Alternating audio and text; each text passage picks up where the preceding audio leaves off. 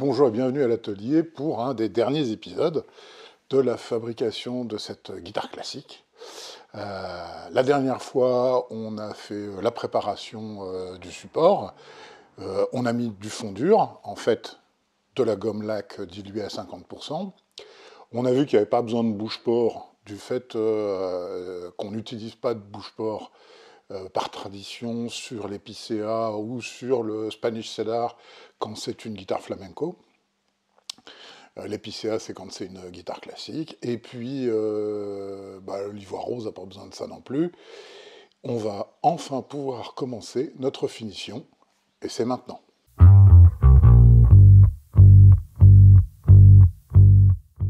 Alors, la première chose, c'est qu'il faut se fabriquer un tampon. Pour faire le vernis au tampon, ça semble pas une mauvaise idée, quoi. Donc il nous faut du coton, comme j'en ai déjà parlé, et puis l'équivalent d'une non compressée en mèche de coton, l'équivalent d'une balle de tennis. Et on va mettre ça dans notre chiffon, et on va d'ores et déjà commencer à vouloir en faire un boudin. On fait comme ça. Et puis quand on commence à avoir un boudin, ici, on va pousser un petit peu, et on va commencer à donner comme ça, à tordre dans ce sens-là. Ensuite, on va pousser de l'autre côté.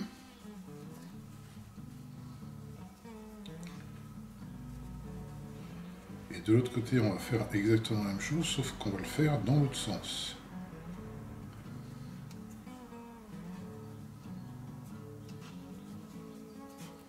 Comme ça.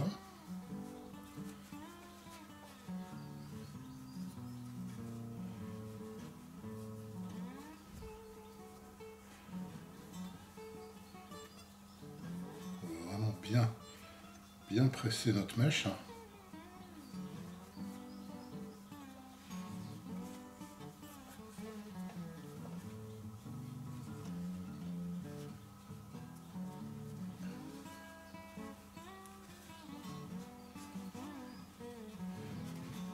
Et on a le début de notre tampon en fait. Et on veut qu'il ait la forme d'un fer à repasser, d'un vieux fer à repasser. Pourquoi ça? C'est parce que ici, on va presser comme ça, pour commencer à... L'idée c'est d'avoir un côté avec une pointe en fait. Ça va nous permettre d'aller dans les endroits un petit peu difficiles d'accès, comme par exemple la jonction entre le manche et puis le corps de la guitare.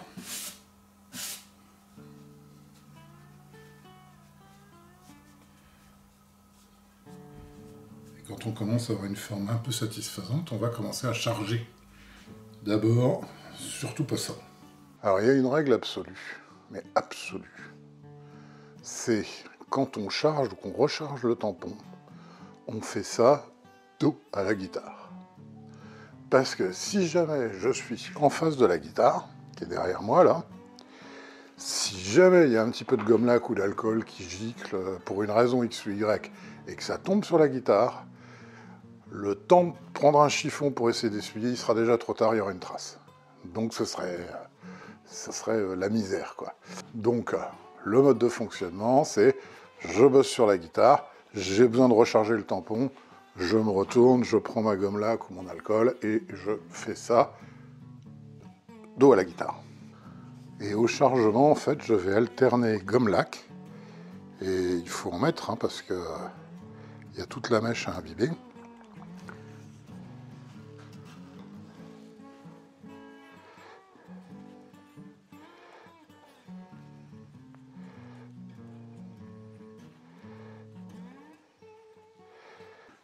Et alcool.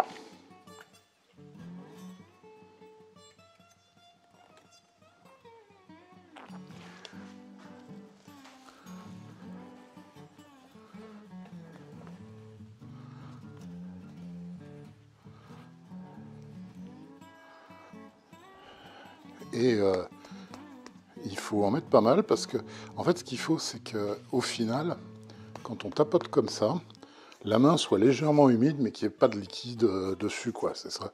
On doit sentir de l'humidité, mais pas de liquide. Et alors, si vous regardez bien, ici, maintenant, on commence à avoir de chaque côté un petit angle, une petite arête. Ça va vraiment nous permettre, pour certains endroits, d'aller bien chercher et d'aller bien poser la gomme laque, quoi. Voilà, notre tampon est prêt. Un autre réflexe à avoir, c'est quand on s'en sert pas, le petit pot, pas trop grand parce que il faut pas qu'il y ait trop d'air quand même dedans. On range systématiquement le tampon quand on s'en sert pas. Comme ça, il va rester humide, parce que sinon, ça va sécher très très vite, hein, bien sûr. Pour la première étape, on va faire 5 passages. Alors pourquoi 5 passages? Des passages très fins. C'est le fonctionnement de la gomme laque. C'est un petit peu d'ailleurs comme le fonctionnement de la nitrocellulosique. C'est que l'alcool, c'est-à-dire le solvant, va légèrement diluer la surface de la couche précédente de manière à intégrer la gomme laque de la nouvelle couche. Et donc en fait, on n'a pas plusieurs couches, on a une couche qui va petit à petit, tout doucement, avec patience, s'épaissir, et en restant totalement homogène. Et c'est en particulier pour ça surtout au début, on ne frotte pas trop longtemps. Pourquoi? Parce qu'on risque de trop diluer la première couche, de retourner au bois et de perdre un petit peu tout ce qu'on a fait. Donc on fait des top passes très fines pour tenir compte de ce principe et monter petit à petit, en fait, notre finition à la française.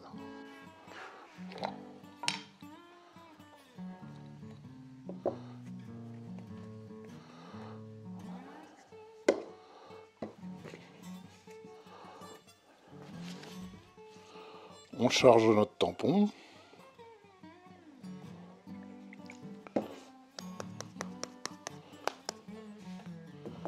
Pas plus que ça.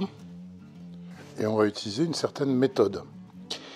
C'est-à-dire que d'abord, on n'appuie pas, puis on tire, parce que sinon ça va laisser évidemment une trace ici. On atterrit un petit peu comme un avion sur un tarmac, en fait. Donc on passe.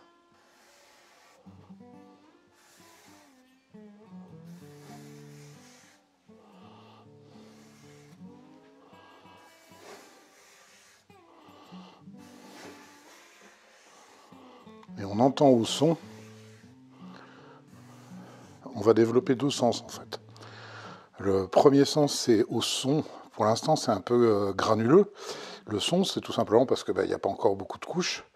Et puis très rapidement, quand ça commence à frotter un petit peu trop, on sait qu'il faut recharger en gomme laque.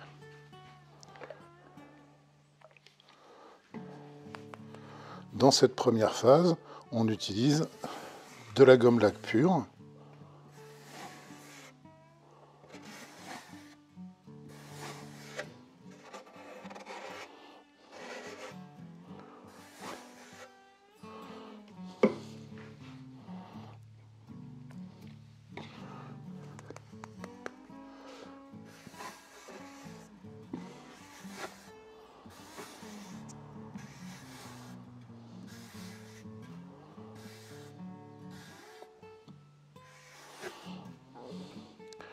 Et avec notre bout pointu, ça nous permet d'aller chercher ici et là, qui sont les 2 coins un peu plus inaccessibles. Et c'est tout, on laisse sécher. Or même la deuxième partie de la guitare, ça va être le dessus de la tête.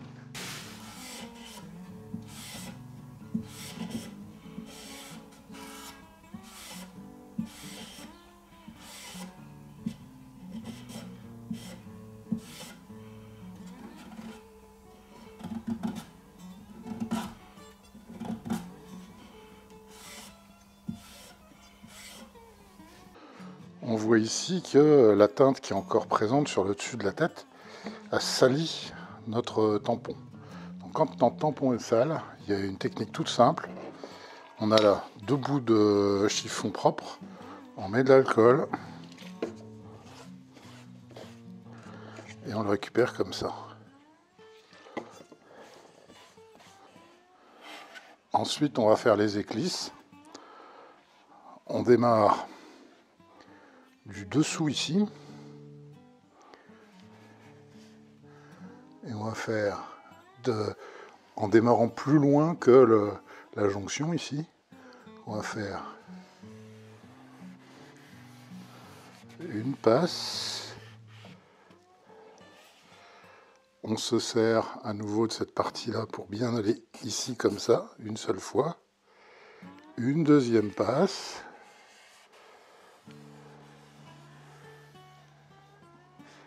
Et une troisième passe. Ensuite, on fait la jonction. La jonction, elle consomme pas mal. Parce que ici, évidemment, de ce côté-là, on est en bois debout. Hein.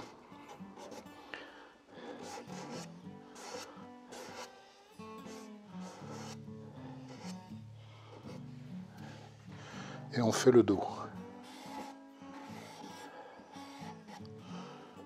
Y compris le petit épaulement ici. Et bien sûr, une partie à pas négliger, c'est ça. Ensuite, on fait le dos.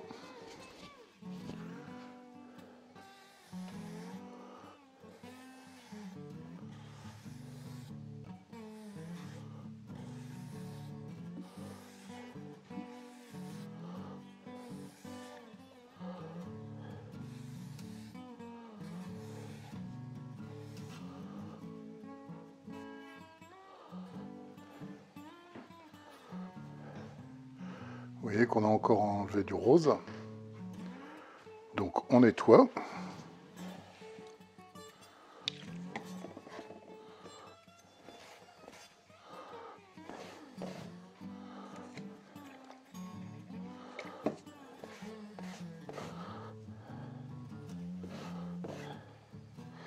Faut pas s'inquiéter, évidemment, au fur et à mesure qu'on va mettre des couches, on va plus avoir ce phénomène de poudre rose qui traîne encore, puisque tout ça va être intégré dans la couche de gomme laque. Et on va finir par le fût du manche. Donc on recharge, pas trop.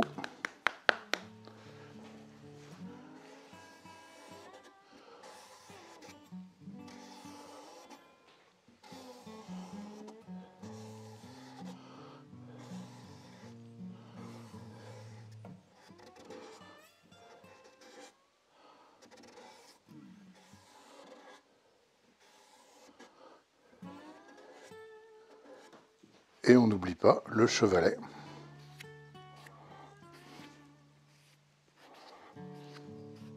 À nouveau, il faut nettoyer. Hein. On range notre tampon, on va attendre une demi-heure et on va répéter cette opération. Et ça, on va le faire 5 fois. Donc ça prend pas longtemps. Pendant la demi-heure entre chaque battement, bah évidemment, on fait autre chose dans l'atelier. Récapitulons, l'étape 1, ça a consisté à mettre à fondurer en fait, c'est-à-dire à mettre 2 couches de gomme laque directement sur le bois brut pour sceller un peu les fibres du bois, les pores. L'étape 2, bah, je l'ai mise au tampon, ça a consisté à mettre 7 fines couches de gomme laque jusqu'à ce que j'arrive à un stade où maintenant, quand je veux mettre une couche, en fait, ça accroche un petit peu, hein, ça devient un petit peu collant. Ça veut dire que les couches de gomme laque se fondent bien les unes dans les autres, mais ça va nuire quand même à la suite des opérations. Donc on va passer à l'étape 3, où on va aussi mettre un certain nombre de couches, mais cette fois-ci, on va utiliser un lubrifiant. Alors, petite chose qui arrivera, et c'est normal, c'est qu'évidemment, avec le frottement, à un moment donné, votre tissu finit par s'user, voire même par se trouer. C'est pas grave du tout, parce que la partie importante, en fait, du tampon, c'est pas l'entourage, c'est la forme intérieure. Et donc, on peut soit dire, je fais des économies et je réutilise une autre partie, comme ça, par exemple, en repressant bien, hein.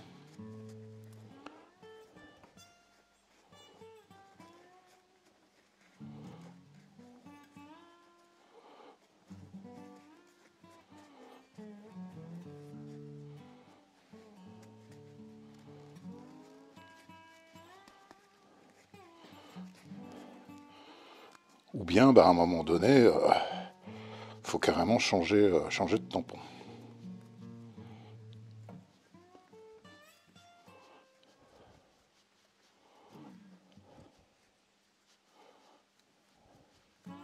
On le remasse bien, hein. Et on va pouvoir passer à la suite. Pour la suite, on va charger notre tampon à la gomme laque, comme d'habitude. On remet un petit peu de gomme laque.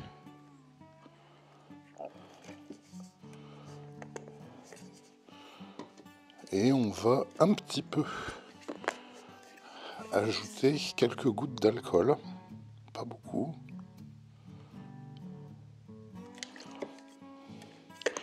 Ça va faciliter en fait la dissolution de ce qu'il y a déjà comme gomme laque sur notre guitare. Et on va rajouter 3 gouttes d'huile. L'huile, on va la mettre, les 3 gouttes. Oups. Là, il y en a eu beaucoup.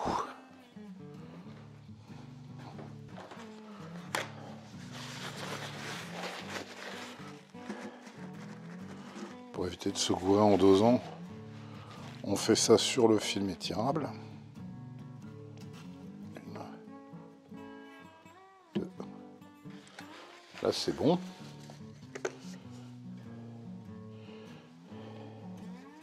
Et l'huile, en fait, va nous servir, on va l'étaler complètement, hein,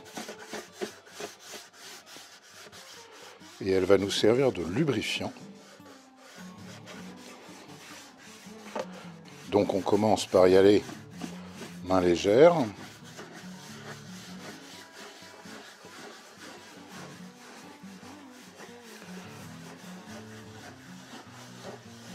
Pour tout bien étaler.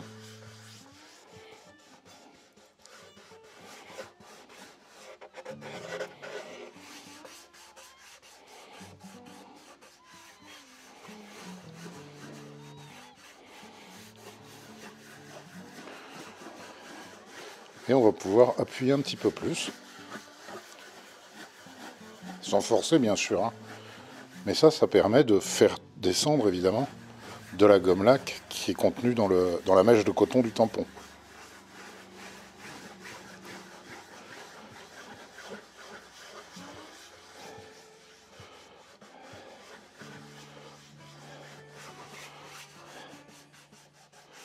Et là on voit tout de suite la différence, c'est qu'on peut travailler beaucoup plus longtemps avant de se retrouver avec ce phénomène où ça finit par devenir légèrement collant et ça freine l'avancée du tampon. Hein.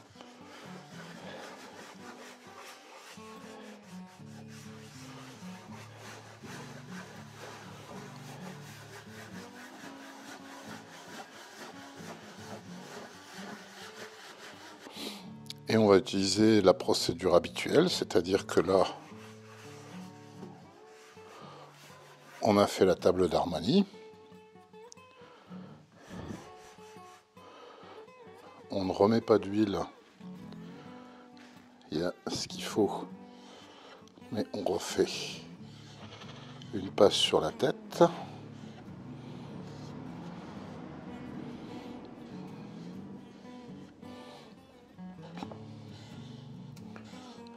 Vers les côtés aussi. Pour les éclisses, on va faire la même chose, c'est-à-dire gomme laque,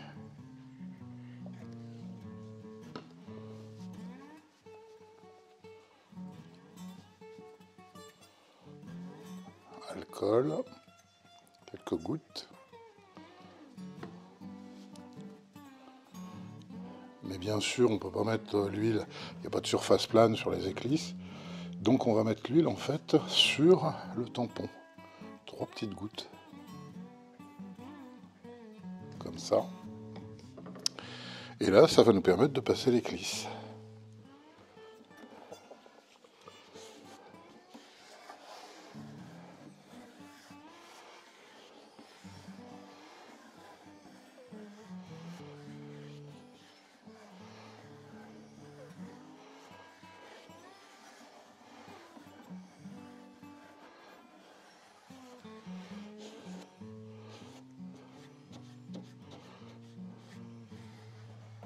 sans remettre d'huile, on va faire la tête.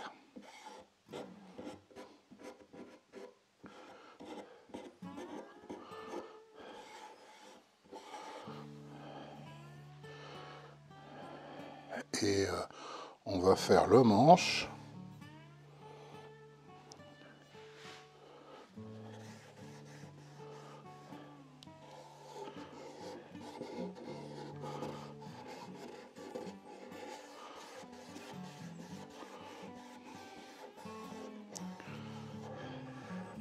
Et pour le dos, on va recharger.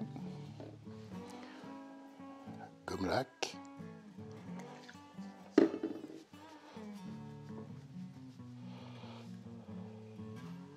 Un petit peu d'alcool.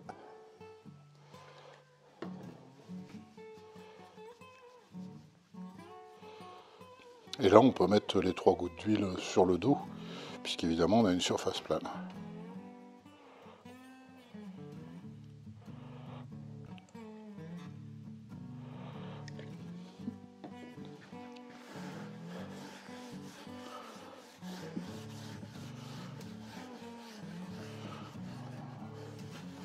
On étale bien l'huile.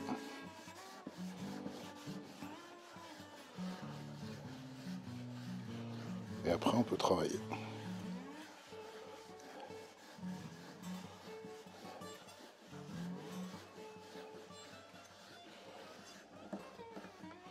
Comme je suis droitier, j'ai plutôt tendance à la retourner pour travailler dans l'autre sens.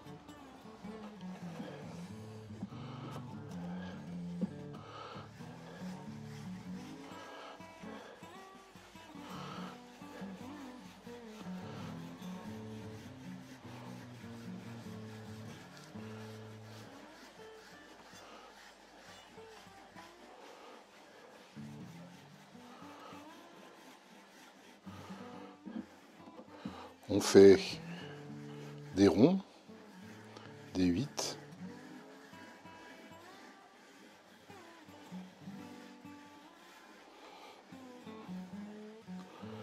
Et quand vers la fin, on fait un passage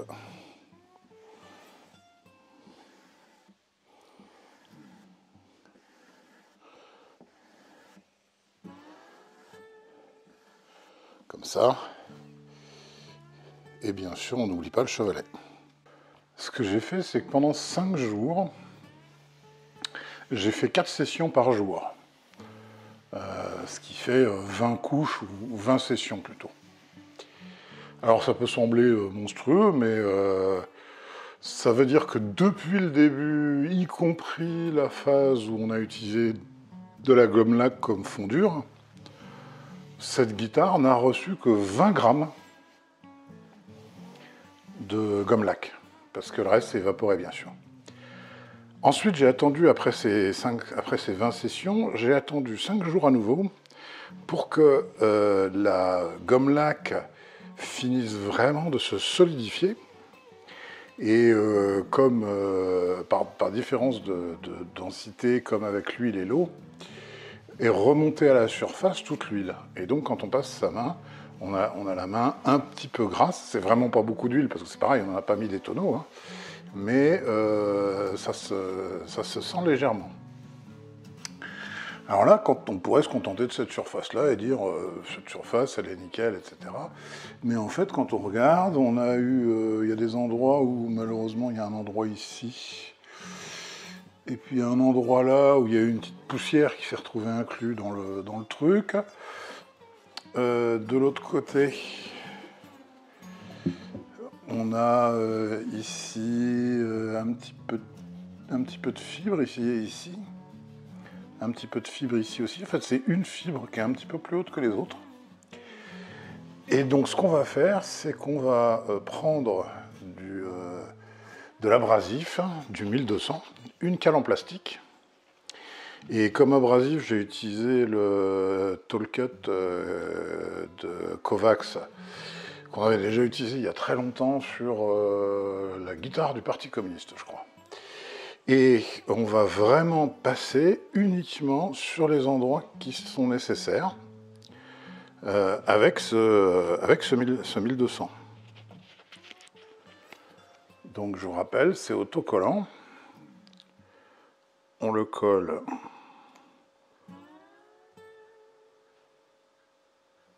sur notre cale en plastique. Et là,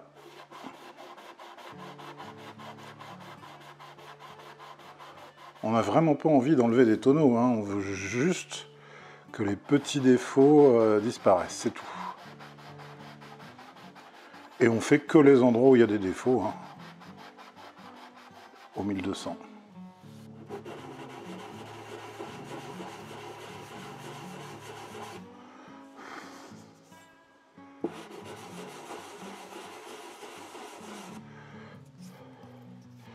Alors il faut avoir un sopalin pour nettoyer parce que la très légère couche grasse a tendance évidemment à encrasser rapidement le Covax. Donc un bout de chiffon ou un torchon ou un bout de sopalin. Et puis régulièrement, on nettoie comme ça.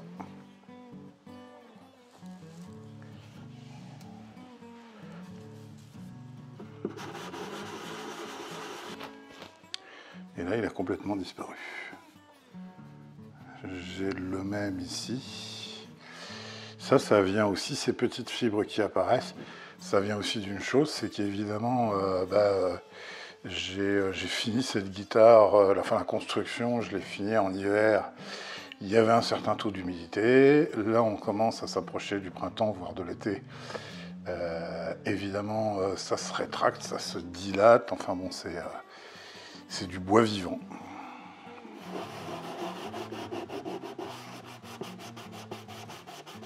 On enlève vraiment que s'il y a un petit relief. Hein. On n'enlève pas, on retourne pas au bois. Il faut qu'il reste de la gomme laque dans cette affaire. En fait, on s'aide de ses doigts pour repérer les petits endroits. Ici, là, il y a une petite poussière, par exemple. Pour nettoyer le Covax, il y a un truc qui marche super bien aussi, c'est une brosse à dents, tout simplement. Et on va pouvoir faire le dos. On vérifiera aussi, bien sûr, si au niveau des éclisses, il n'y a pas un petit quelque chose à faire. Sur le dos, je sais que j'en avais repéré une ici.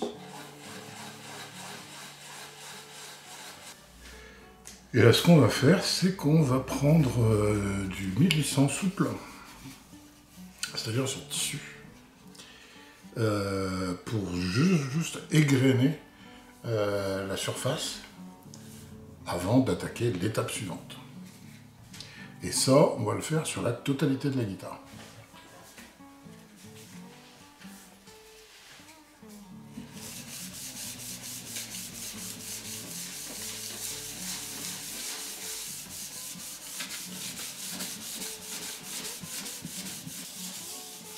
Alors à nouveau, on peut utiliser ça, ou on peut utiliser de l'abralon.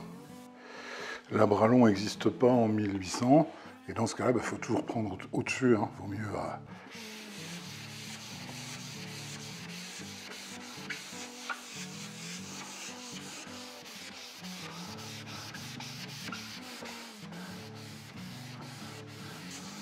Alors, on doit retrouver une surface mate, comme celle-là. Et bien sûr, on n'oublie pas le chevalet.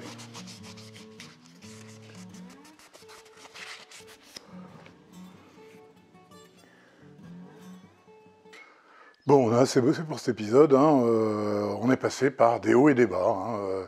C'est vrai que après les premières couches, quand ça commençait vraiment à briller, on peut se poser la question, je me suis posé la question honnêtement, si j'avais pas juste arrêté et laissé comme ça.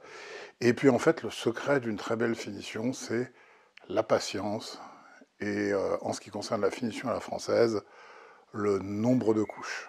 Rappelez-vous un chiffre important, jusqu'à présent, nous n'avons mis que 20 grammes en tout et pour tout de gomme laque sur la totalité de cette guitare. Et là, comme on a poncé, on va peut-être retirer, un ou 2 grammes. Donc il restera un épisode pour cette finition, parce que c'est pas fini. Épisode où on va s'occuper enfin de commencer à boucher les pores du manche, puisque je vous rappelle que c'est du Spanish Cedar, c'est-à-dire un bois à pores ouvertes. Si vous ne voulez pas rater ce prochain épisode, et puis les épisodes où je délire avec les peintures automobiles sur des corps de Telecaster, faut penser à s'abonner, bien sûr, comme d'habitude. Hein. Et puis on se retrouve la prochaine fois.